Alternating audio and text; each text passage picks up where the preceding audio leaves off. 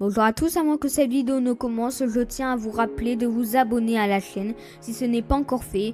N'hésitez pas également à liker, partager cette vidéo avec vos amis et laisser un commentaire pour donner votre avis. Cela m'aide énormément. Et si vous voulez prolonger la discussion, rejoignez mon serveur Discord dont le lien est en description. C'est un espace convivial où on discute de tout et vous êtes les bienvenus. Aujourd'hui, nous allons parler d'un sujet qui fait grand bruit sur TikTok et sur les réseaux sociaux en général. Le personnage dont je vais vous parler suscite énormément de réactions, souvent négatives en raison de son comportement dans ses vidéos et des polémiques qui l'entourent. Il s'agit de Monsieur TokTok, un créateur de contenu connu pour ses vidéos très controversées et jugées dérangeantes par de nombreux internautes. Avant d'entrer dans le vif du sujet, je tiens à vous rappeler une règle essentielle. Restez respectueux dans les commentaires. Vous avez le droit de donner votre avis, mais je vous demande de ne pas insulter ou harceler qui que ce soit. Qui est Monsieur TokTok? Monsieur TokTok est un créateur qui a débuté sur TikTok avec des vidéos simples, parfois humoristiques. Sa première vidéo, par exemple, le montre en train de reproduire une scène inspirée de The Rock, ce qui lui a permis d'attirer un petit public, mais très rapidement il a changé de registre pour adopter un comportement choquant. Dans ses vidéos, il se met souvent en scène dans les lieux publics où il dérange les passants en jouant un rôle de fou. Les séquences qui se veulent peut-être humoristiques sont souvent jugées comme malaisantes, voire inappropriées. Et pourtant, malgré la controverse, Monsieur TokTok a réussi à accumuler des millions d'abonnés et des millions de vues. Le contenu qu'il propose est souvent qualifié de gênant. Par exemple, dans certaines de ses vidéos, il adopte un comportement qui frôle l'irrespect envers les autres ou qui donne une mauvaise image de certaines personnes ou groupes. Voici quelques exemples concrets. Ces vidéos perturbent les spectateurs et posent une vraie question. Pourquoi un tel contenu attire-t-il autant de popularité ? Mais ce n'est pas seulement son comportement exagéré ou absurde qui fait polémique. Des accusations beaucoup plus graves ont émergé. Selon certaines sources, Monsieur TokTok aurait échangé des messages privés avec de jeunes mineurs. Même si aucune preuve définitive n'a été apportée, ces rumeurs ont suffi à alimenter la controverse autour de lui. Une belle chose à vous montrer. Moi, je m'étais abonnée à lui quand j'étais en seconde. Il me demandait des photos de moi et tout en sachant que j'avais 15 ans. Il faisait des avances du genre oui, t'es super jolie, est-ce que je peux craquer pour toi?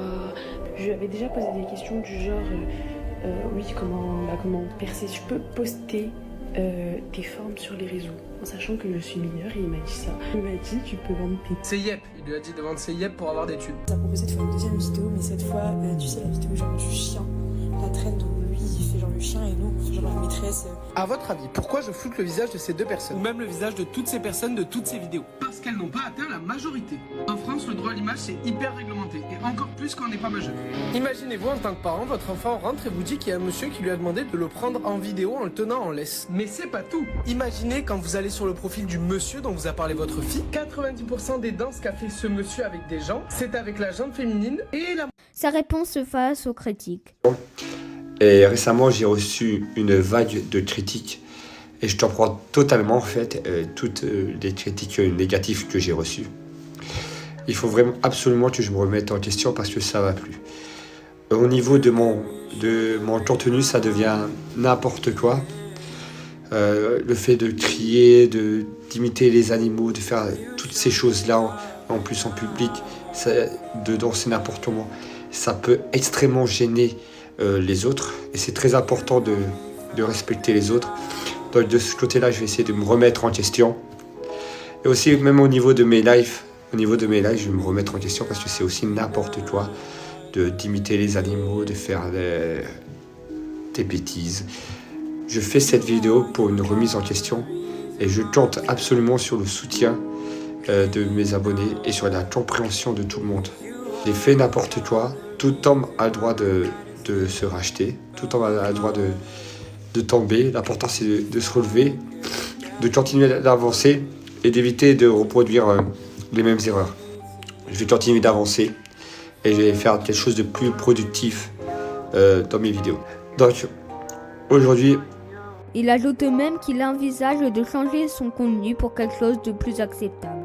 Cependant, quelques jours après cette déclaration, il est revenu à ses anciennes habitudes, continuant à poster des vidéos dans le même style, qui estime qu'il ne prend pas réellement en compte les critiques. Ce comportement soulève une question importante. Est-il sincère lorsqu'il parle de second degré ou utilise-t-il cette excuse pour se protéger des conséquences ou des actions? Parlons maintenant d'un autre point qui a choqué beaucoup de monde. Certaines de ces vidéos montrent un comportement irrespectueux envers les femmes. Serveuse!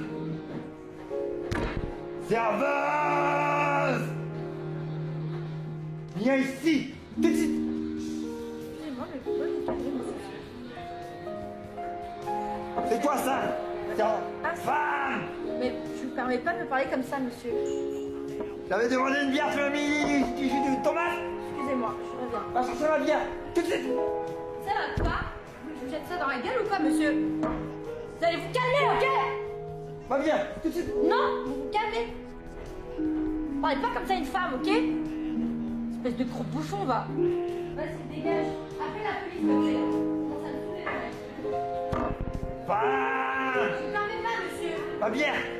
Tout de suite! S'il vous plaît. S'il vous plaît! Tout de suite! Je peux me faire une bière? Mais... Il est fou, le mec. Tout de suite! Je suis pas une chienne, hein. Femme! Dépêche-toi! Tout de suite! Vous allez vous calmer, d'accord? Sinon, je vous dégage. Qu'est-ce que tu veux, femme? Tu veux quoi, femme? Pourquoi tu me fais peur? Chante! Là encore, il justifie cela en disant que c'est du second degré. Mais est-ce vraiment une excuse valable? D'autres vidéos laissent penser qu'il entretient des relations ambiguës avec plusieurs femmes et qui ajoutent une couche supplémentaire à la polémique. Pour beaucoup de ces comportements sont inacceptables, même dans un cadre humoristique ou ironique. Accusation, pédophilie, un sujet très sensible. Enfin, il faut parler des accusations de pédophilie qui circulent à son sujet. Selon certains témoignages, il aurait eu des interactions inappropriées avec des mineurs sur les réseaux sociaux. Cependant, il est important de préciser à ce jour, aucune preuve est formelle et aucune preuve n'a été portée pour confirmer ces accusations, je tiens à le redire. Cela ne signifie pas qu'il est innocent ou coupable, mais simplement que le doute subsiste. Pourquoi il a autant d'abonnés? Ce qui intrigue encore plus, c'est sa popularité. Comment un créateur avec un contenu aussi controversé a-t-il pu atteindre des millions d'abonnés? Est-ce parce que son comportement choque et attire l'attention ou parce que certains trouvent ses vidéos divertissantes malgré tout? Votre avis compte. Je vous laisse réfléchir à tout ça. Que pensez-vous de Mr. Tok? Pensez-vous que ces vidéos révèlent réellement du second degré ou qu'il utilise cette excuse pour éviter de reconnaître ses torts? Selon vous, des comportements sur TikTok méritent-ils un tel succès? Dites-moi en commentaire, c'est très important. C'était Minastérix et ciao, bye bye.